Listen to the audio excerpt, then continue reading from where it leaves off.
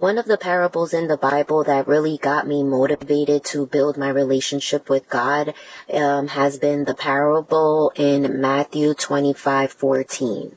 It's the parable of the talents. So God starts off with a man going on a journey. Before he leaves on his journey, he tells his servants to make well with what they have and to produce, and when he comes back, he'll take account of them. So he gave one servant 5 talents, one servant 2, and another one 1. So the one with 5 and the one with 2 were able to multiply. So he was very pleased with the result, and he said, I will give you much because you did well with little. And then the one with 1, when he approaches him, the one with 1 states, Master, I knew you had to be a hard man, reaping where you did not sow, and gather where you scattered no seed.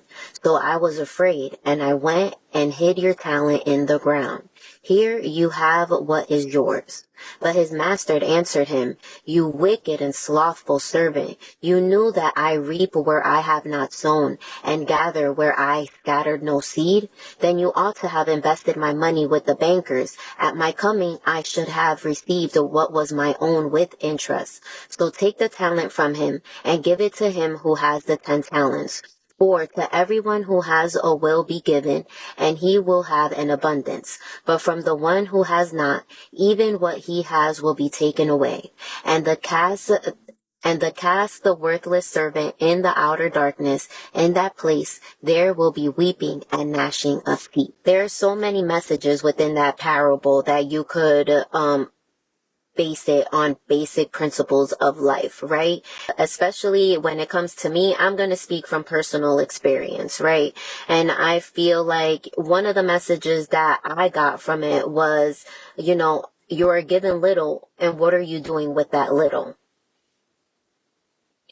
How are you making that determination that you could handle more? So example is, I was making a certain amount of money, thinking that it was okay living comfortably in that position. And, I would ask God, I want this. I want to build a business. I want to build a career, but I wasn't managing the little that he was giving me. So how is he going to feel confident in giving me more if I can't even be responsible with the little that he's given me? So I had to take a step back and reflect back and say, maybe I shouldn't be, going on these trips. Maybe I shouldn't be going to these concerts right now because I'm building something bigger and I have to be responsible with what I have. So then that way I could continue to increase and be mindful of the things that I'm spending my money on. And as I continue to be more mindful of my spending, I started realizing hold on. Let me hold on to this tight because I want to make sure that I'm being responsible with my money. And then when I read the one with the 1 talent trying to hoard, I said, hold up. Give me a second. Let me try to reflect back. And I understood the concept of money being as soldiers. How are you putting it into the world that it's going to come back to you? So if you're putting it in $2 into the world to build your business, are you getting $3, $4, $5 back? What is it that you're doing to be able to increase it, to sustain it, to build God's kingdom the way that he wants you to build it?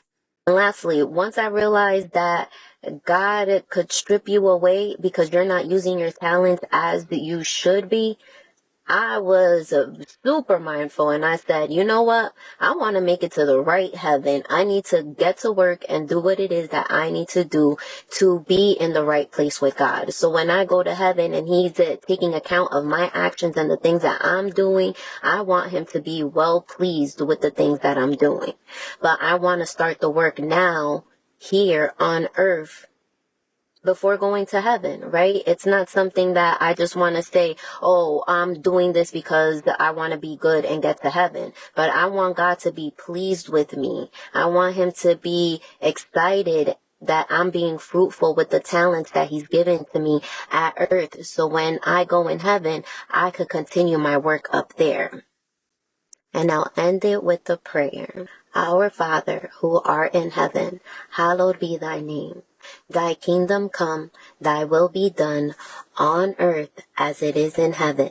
Give us this day our daily bread, and forgive us our trespasses, as we forgive those who trespass against us. And lead us not into temptation, but deliver us from evil. How will you use your talents today?